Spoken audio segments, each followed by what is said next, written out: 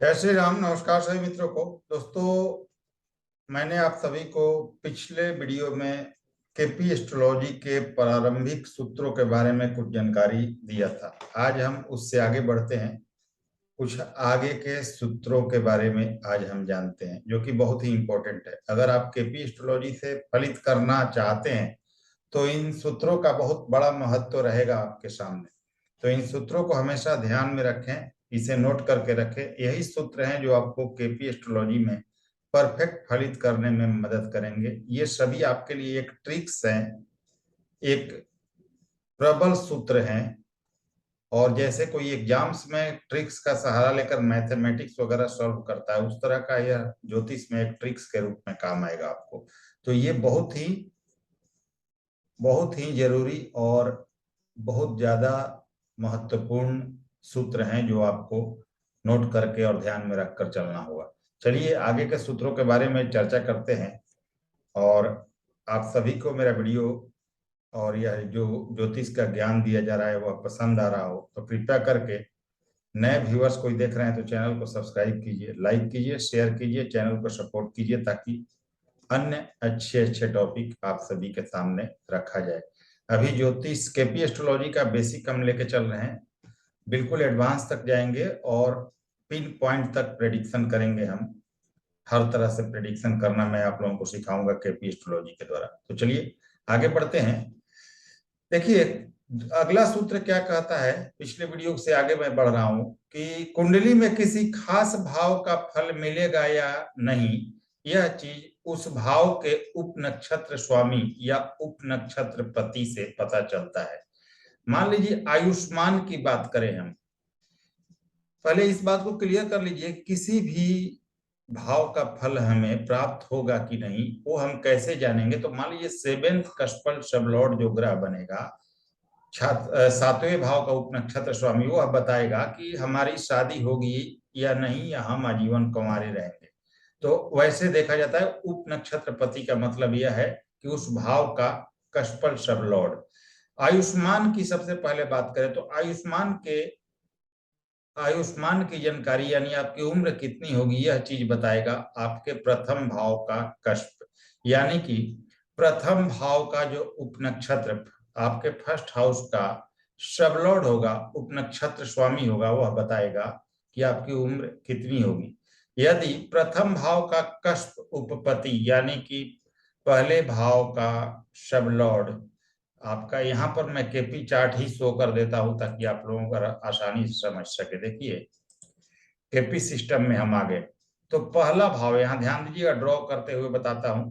थोड़ा सा छोटा चार्ट है, समझने में आप लोगों को दिक्कत हो सकती है, तो ध्यान से देखिएगा, समझ में आएगा। देखिए आयुष्मान की जानकारी की बात करें तो यहाँ भाव स्पष्ट पर हम आ गए, तो पहले भाव पर आ गए। तो पहले भाव का उप नक्षत्र स्वामी कौन है? सब लॉर्ड जो है फर्स्ट हाउस का, वह राहु है। ठीक है, तो क्या कहता है नियम, प्रथम भाव के कष्प से, तो अगर इस कुंडली में हम जाने तो जो प्रथम भाव का सब लॉर्ड है वह राहु है, यानी कि फर्स्ट हाउस का उप नक्षत्र स्वामी राहु है। यदि प्रथम भाव का कष्प उपपत्ति यानी प्रथम भाव का उप नक्षत्र स्वामी 6, 8, 12 का स्वामी बनता है, छठे, आठवें और 12वें का स्वामी बनता है, तो आयु ध्यान दीजिएगा 38 सालों की यानी 38 ईयर्स की होगी। यदि वह प्रथम भाव का कष्पल सबलॉर्ड यानी उपनक्षत्र स्वामी 5वें, 9वें और 10वें भाव का स्वामी बने तो यह पूर्ण आयु को दिखाता है, व्यक्ति पूर्ण आयु प्राप्त करेगा। अगर दोनों भाव साथ में आ रहे हो, प्रथम भाव के उपनक्षत्र स्वामी में दोनों भावों का मतलब कि 6, 8, 12 और 5, 9, 10, यह सभी भाव सम्मिलित हो साथ में, तो यह मान के चलिए कि मध्य आयु होगी उस व्यक्ति की। उपपत्ति के उपरोक्त भाव का संबंध यह भी आप देखिएगा कि प्रथम भाव का जो उप नक्षत्र स्वामी है उसका संबंध दृष्टि और युति से भी आपको देखना है। युति से कैसे, तो मान लेते हैं कि अगर हम 9वें भाव की बात कर रहे हैं अच्छी उम्र के लिए, तो क्योंकि 5वां, 9वां और 10वां भाव अगर आए प्रथम भाव के सब लॉर्ड में तो पूर्ण आयु को दर्शाता है। तो 9वें भाव से किसी भी प्रकार के प्रथम भाव के उप नक्षत्र स्वामी का संबंध बन जाए या 9वें से बन जाए तब भी यह नियम लागू होगा। इस चीज को समझ लीजिएगा। आगे का नियम समझिए। शिक्षा के लिए यदि चौथे भाव का उप नक्षत्र स्वामी बुध या गुरु है, फोर्थ हाउस का सब लॉर्ड जो है वह बुध या गुरु बने, तो जातक अवश्य पढ़ाई पूरी करता है। उच्च शिक्षा के लिए, हायर एजुकेशन के लिए 9वां भाव देखा जाता है। यदि चौथे भाव का उप नक्षत्र स्वामी 2, 4, 11 के साथ हो, यानी 2, 4, 11 भावों का सिग्निफिकेटर हो, तो जातक प्राइमरी शिक्षा या मध्य क्रम तक की शिक्षा पाता है। लेकिन अगर चौथे भाव का उप नक्षत्र स्वामी यानी फोर्थ कस्पल सब लॉर्ड का संबंध 9वें भाव से बनेगा, तो जातक उच्च शिक्षा पाता है। अब देखिए यहाँ पर चौथा भाव है, उसका उप नक्षत्र स्वामी कौन बन रहा है, तो आप देख सकते हैं यहाँ पर चंद्रमा बन रहा है। अब चंद्रमा का देखिए ग्रह सिग्निफिकेटर में चंद्रमा किन भावों का स्वामी है, 4 और 7 का स्वामी बन रहा है। अब चंद्रमा के नक्षत्र लॉर्ड को भी देख लीजिएगा, वो किन भावों का स्वामी बन रहा है और दोनों मिलाकर किन भावों को दे रहे हैं। तो अगर ये 9 भाव साथ में शामिल करे तो व्यक्ति उच्च पद मतलब कि उच्च शिक्षा पाएगा। अगर 2, 4, 11 को सिग्निफाई करे तो निश्चित रूप से सामान्य शिक्षा तक ही रह जाएगा। व्यवसाय की बात करें तो व्यवसाय के लिए 10वां भाव देखा जाता है। ठीक है, 10वें भाव के उप नक्षत्र पति यानी उप नक्षत्र स्वामी यदि 2, 7, 10, 11 से संबंध बनाएगा तो जातक व्यवसाय से धन कमाता है। अब इस कुंडली में देखिए 10वें भाव का उप नक्षत्र स्वामी कौन है, तो वीनस है। अब देख सकते हैं वीनस किन भावों का सिग्निफिकेटर है, 3, 5, 6, 10 और 12 इन भावों का सिग्निफिकेटर है। ठीक है, अब वीनस का नक्षत्र स्वामी भी आप देख सकते हैं, तो वीनस का, क्योंकि कल मैंने आप सभी को बताया था कोई भी ग्रह अपने नक्षत्र स्वामी का सबसे ज्यादा फल प्रदान करता है, तो यह गुरु के नक्षत्र में है शुक्र। तो गुरु को देखिए यहाँ पर गुरु 2, 3, 10 और 12 दे रहे हैं, तो इसका मतलब है 6 आ रहा है, 10 आ रहा है, 12 आ रहा है और 6 आ रहा है शुक्र में, 10 भी आ रहा है, 12 भी आ रहा है, और जो जुपिटर है उनमें 10 और 12 आ रहा है और 2 भी आ रहा है। तो इसका मतलब 2, 6, 10, 11 आ रहा है 10वें भाव के उप नक्षत्र स्वामी और उनके नक्षत्र स्वामी में। तो यह जो है यह गवर्नमेंट जॉब का भाव है, ना कि व्यापार का। तो इसका मतलब है कि व्यवसाय के लिए 10वें भाव को देखिए, 10वें भाव का उप नक्षत्र स्वामी यदि 2, 7, 10, 11 से संबंध बनाएगा तो व्यक्ति व्यवसाय से धन कमाता है। यदि 10वें के उपपति का संबंध छठे भाव से बनेगा यानी 2, 6, 10, 11 से बनेगा तो व्यक्ति नौकरी से धन कमाएगा। अब नौकरी की स्थिति को जानिए, 10वें के उपपति का संबंध 2, 6, 10, 11 से हो, जैसे यहाँ पर बन रहा है आपके 10th कस्पल सब लॉर्ड का संबंध 2, 6, 10, 11 से हो, पर 7वें से ना हो, तो व्यक्ति गवर्नमेंट जॉब करता है और जॉब से पैसे कमाता है। या अगला नियम भी जान लीजिए जॉब के लिए, छठे भाव का उपनक्षत्र स्वामी 6th कस्पल सब लॉर्ड का संबंध 2, 6, 10, 11 से हो तो व्यक्ति जॉब करता है। देखिए यहाँ छठा भी आ जाइए, 6th कस्पल सब लॉर्ड कौन है, तो वीनस है। और आपके वीनस कहाँ है, तो किसके नक्षत्र में, तो जुपिटर के नक्षत्र में है। तो वीनस यहाँ देखिए 6, 10, 12 दे रहे हैं और जुपिटर 2, 10 और 12 दे रहे हैं। तो 2, 6, 10, 11 दोनों में से मिल रहा है हमें, जो कि जॉब का भाव है। तो 100% या जो जातक है वह गवर्नमेंट जॉब करेगा और उसी से इस जातक की जीविका चलेगी, लाइफ टाइम जॉब का योग है। अब शादी की बात करें तो 7वें भाव का उपनक्षत्र स्वामी 2, 7, 11 से संबंध बनाए तो शादी होगी। ध्यान दीजिए 7th कस्पल सब लॉर्ड, इस कुंडली में देखिए 7th कस्पल सब लॉर्ड कौन है, यानी कि 7वें भाव का उपनक्षत्र स्वामी कौन है, तो देखिए यहाँ पर 7वें भाव का उपनक्षत्र स्वामी जो है वह है राहु। अब राहु देखिए किसके नक्षत्र में है, तो यहाँ पर राहु देखिएगा, तो राहु आपका स्वयं राहु के ही नक्षत्र में है। ठीक है, तो यहाँ पर राहु में राहु का नक्षत्र स्वामी दोनों मिलकर 9 दे रहे हैं, लेकिन यहाँ पर ये आखिरी फैसला नहीं है हमारा, क्योंकि राहु के लिए हमें दृष्टि, युति, हर चीज देखनी होगी। अभी यहाँ राहु का फुल हाउस सिग्निफिकेशन हमें नहीं मिल रहा है। आगे के वीडियो में मैं आप सभी को बताऊंगा कि राहु का फल कैसे निर्धारित किया जाता है। देखिए राहु का फल, अब देखिए यहाँ पर राहु बैठे हुए हैं आपके 10th भाव में इस कुंडली में, तो किसी की दृष्टि होगी तो वह फल भी राहु जोड़ कर देंगे। ठीक है, जिस राशि में है उसका भी प्रभाव यहाँ मिलता है, जिसके युति में होंगे उनका भी प्रभाव मिलता है। तो वो चीजें मैं आगे आपको वीडियो में बताऊंगा। ठीक है, तो यहाँ अभी हम क्लियर नहीं कर रहे हैं, लेकिन ऐसे देखना है कि 7th कस्पल सब लॉर्ड अपने नक्षत्र स्वामी के जरिए अगर विवाह का भाव देता है, अगर विवाह का भाव यानी कि 2, 7, 11 ये भाव देता है तो निश्चित रूप से व्यक्ति की शादी होगी। अगर 7वें भाव का उपनक्षत्र स्वामी 6ठे 10वें को सिग्निफाई कर रहा है, यानी कि 6 और 10 भाव को दे रहा है, तो शादी नहीं होगी या शादी के बाद तलाक हो जाएगी। तो 2, 7, 11 विवाह होने का भाव है और 6ठा और 10वां भाव आपका विवाह नहीं होने का भाव है। तो 7th का स्पेल सब लॉर्ड 2, 7, 11 को सिग्निफाई करे तभी शादी होती है।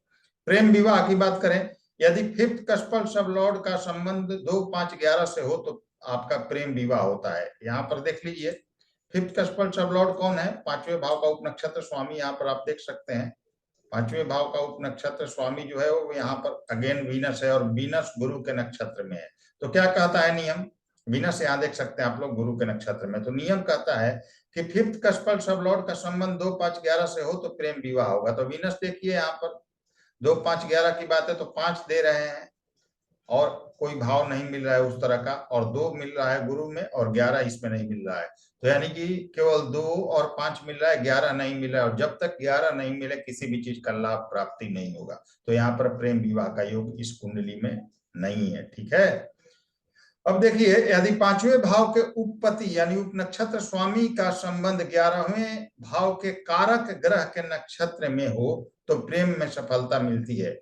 5वें भाव के उप नक्षत्र पति का संबंध 7वें या 11वें, 7वें का कारक कौन होता है, 7वें का कारक, अब देखिए 7वें का कारक शुक्र होता है काल पुरुष की कुंडली में, या 11वें का भारक जो कारक है वह काल पुरुष की कुंडली के अनुसार शनि होता है। ठीक है, इसके बाद गुरु भी 11वें के कारक होते हैं। ठीक है, तो इन चीजों को देखिए, 5वें के भी कारक गुरु होते हैं, 11वें के भी कारक होते हैं। तो इन चीजों को देख लीजिए क्या कहता है नियम, यदि 5वें का उपपति 7वें या 11वें भाव के कारक ग्रह के नक्षत्र में हो तो प्रेम में सफलता का योग बनता है। तो ये चीजें आप लोग देख लीजिएगा, अगर 5वें भाव के उपनक्षत्र स्वामी का संबंध 7वें या 11वें भाव के कारक जो ग्रह हैं उनसे अगर बना रहा हो, उनसे संबंध नक्षत्र के द्वारा बना रहा हो तो प्रेम में सफलता का योग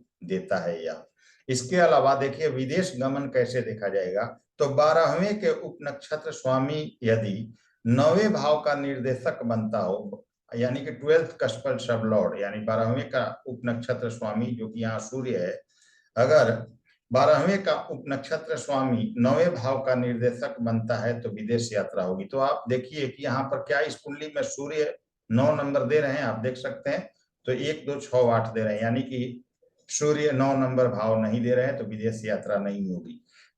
तो यहाँ इस तरह से देखिए कि 12वें का उपपति 9वें भाव का निर्देशक बने तो विदेश यात्रा होगी। तीसरा भाव भी छोटी यात्रा का है तो तीसरे भाव का भी संबंध यहाँ पर जोड़कर देखना चाहिए। ठीक है, अब मकान की बात करें तो चौथे भाव को देखें, यदि चौथे भाव का उपनक्षत्र स्वामी का संबंध 4, 11, 12 भावों से हो तो जातक का मकान बनता है।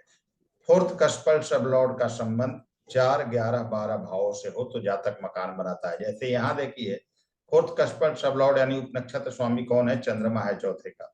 अब चंद्रमा देखिए 4 और 7 बना रहे हैं, यानी कि 7 आ रहा है, 4 आ रहा है, 11, 12 नहीं आ रहा है, और जब तक 11 नहीं आएगा किसी भी भाव के शुभ फल की प्राप्ति नहीं होगी, क्योंकि 11वां भाव हमारे लाभ को दिखाता है। तो इसका मतलब मकान का योग यहाँ नहीं दिख रहा है। लेकिन चौथे भाव का जो नक्षत्र स्वामी है उसके नक्षत्र स्वामी को भी देख लीजिए, तो जो चंद्रमा है वो किसके नक्षत्र में है, तो वीनस के नक्षत्र में है। तो अब चंद्रमा में आपको 4 के अलावा और कुछ नहीं आ रहा है।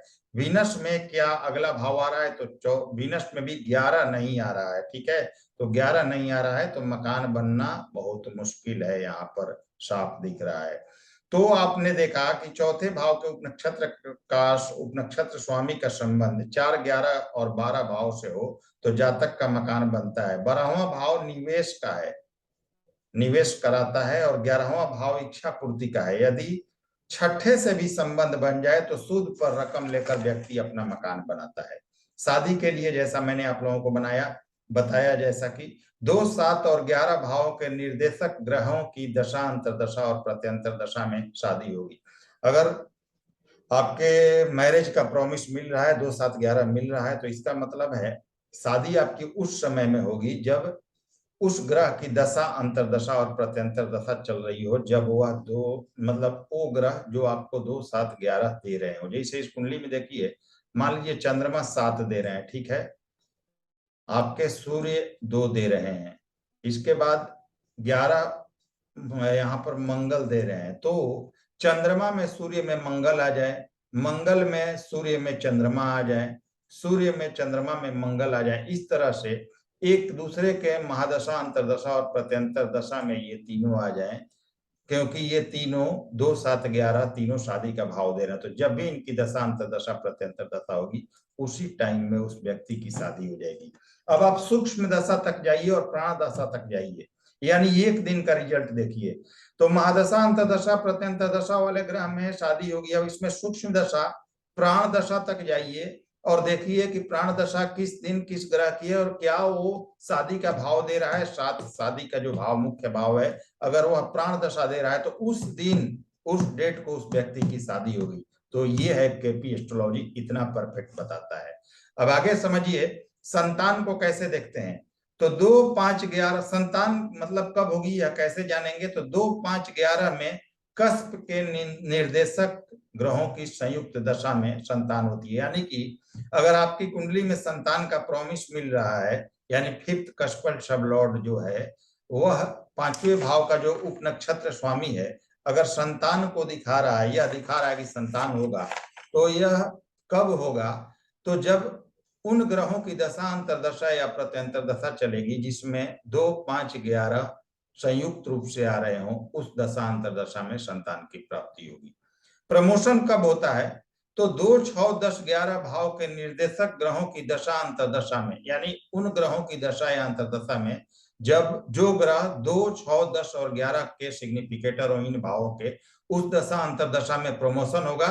और यदि उन्हीं उसी में वह ग्रह भी शामिल हो जाए जिनमें 3 और 9 सम्मिलित हो, तीसरा और 9वां भाव, जो मैं भाव बोल रहा हूं, हाउस बोल रहा हूं, वो ये है दोस्तों ग्रह सिग्निफिकेटर। तो कहने का मतलब प्रमोशन 2, 6, 10, 11 के भावों के दशा अंतरदशा में जो ग्रह होंगे उनमें होगी, और 3, 9 भी उसमें सम्मिलित हो जाए तो ट्रांसफर के साथ व्यक्ति का प्रमोशन होता है।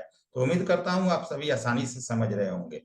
मकान कब बनता है। तो 2, 8, 11 भाव के निर्देशक ग्रहों की दशा या अंतरदशा में, यानी ऐसे ग्रह जो दूसरे 8वें और 11वें के सिग्निफिकेटर हों, उनकी दशा अंतरदशा प्रत्यंतर दशा चलेगी तो आपकी मकान बन जाएगी। कोर्ट केस में सफलता कब मिलती है।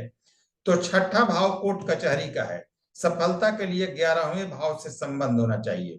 तो 6ठे और 11वें भाव के स्वामी की जब भी दशा अंतरदशा प्रत्यंतर दशा चलेगी, कोर्ट केस में आपको विजय हासिल हो जाएगी।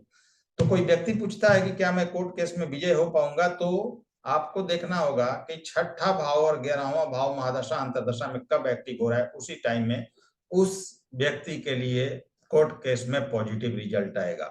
और अंतिम जो नियम है वह है किसी भी कार्य की सफलता के लिए 11वें भाव की महादशा अंतरदशा और प्रत्यंतर दशा में सम्मिलित होना जरूरी है। यानी कि किसी भी कार्य की सफलता 11वें भाव की महादशा अंतरदशा और प्रत्यंतर दशा में ही संभव है, अन्यथा नहीं है। तो 11वें का संबंध होना महादशा अंतरदशा प्रत्यंतर दशा में सफलता के लिए बेहद ही जरूरी है। तो ये रहा कुछ नियम दोस्तों। आगे के वीडियो में और नियमों पर चर्चा करेंगे और साथ में आप लोगों को 4-5 तरीके से जन्म समय शुद्धिकरण यानी कि बर्थ टाइम रेक्टिफिकेशन करना सिखा दूंगा। 4-5 तरह से बर्थ टाइम रेक्टिफिकेशन मैं दे दूंगा आप लोगों को, ताकि आप लोग जन्म समय संशोधन भी कर सके। आगे के वीडियो में कुछ और भी नियम जानेंगे। अगर आप सभी को वीडियो पसंद आ रहे हो तो कृपया करके चैनल को सब्सक्राइब करें, लाइक करें, शेयर करें, सपोर्ट करें, ताकि अन्य अच्छे वीडियो आप सभी को प्राप्त होते रहे। चलिए अगले वीडियो में फिर से मिलते हैं, तब तक नमस्कार, धन्यवाद।